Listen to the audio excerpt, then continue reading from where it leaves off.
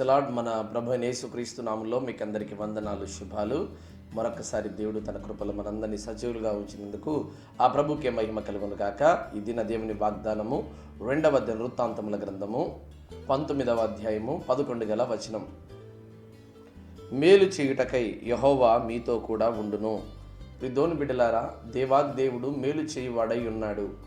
ఈరోజు ప్రతి ఒక్కరి జీవితంలో కష్టాలు, కన్నీళ్ళు, ఇరుకులు, ఇబ్బందులు, అనేకమైన శ్రమలు, అవమానములు ఎన్నో ఉంటున్నాయి. అయితే వాటన్నిటిని బట్టి మనం ఏమనుకుంటున్నామంటే, దేవుడు నాకు మేలు చేయడం లేదు, ఆయన నాకు కీడు చేయుచున్నాడు, ఆయన నన్ను ఎంతో బాధ పెడుతున్నాడు, నేను ఎవ్వరికి కీడు చేయనప్పటికీ, నేను అందరికీ మేలు చేస్తున్నప్పటికీ నా జీవితంలో ఎందుకు దేవుడు మేలు చేయలేకపోతున్నాడు అని చాలామంది బాధపడతా ఉన్నారు. అయితే యోబు భక్తుడు అంటున్నాడు, ఏమని తెలుసా?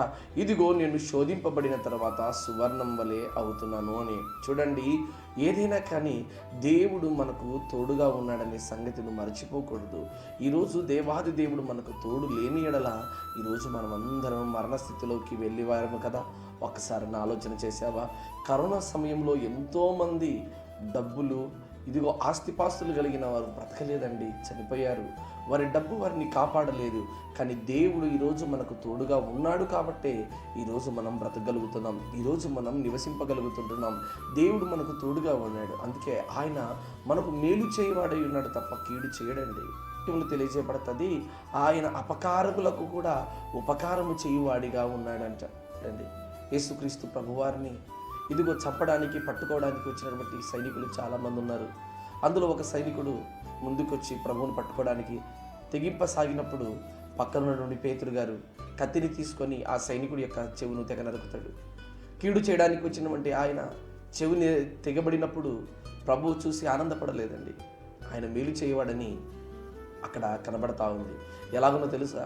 ఇదిగో చూడు అని కత్తి పట్టుకున్నవాడు కత్తి చేతనే చంపబడతాడని ఆ మాటను చెప్పి ఆయన మరలా ఆయన చెవిని ముట్టగా ఆ చెవి బాగుపడింది. దేవుని బిడ్డలారా, ఆయన కీడు చేయలేదండి, కీడు చేయి వారికి కూడా మేలు చేశాడండి.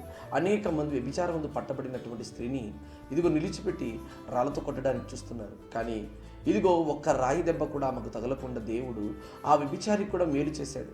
మరి వారికే దేవుడు మేలు చేసినప్పుడు నీకెందుకు మేలు చేయడు? ఈరోజు దేవుడు తప్పకుండా నీకు మేలు చేస్తాడు, తప్పకుండా మేలు చేస్తాడు. ఈ దిన వాగ్దానం నీ జీవితంలో గట్టిగా నమ్మగలిగితే దేవుడు తప్పకుండా నీ జీవితంలో గొప్ప మేలు చేసి నిన్ను దీవిస్తాడు. అలాంటి ఆశీర్వాదం దేవుడు ఈ దినాన్ని నీకు దయచేయను గాక. ఆమేన్.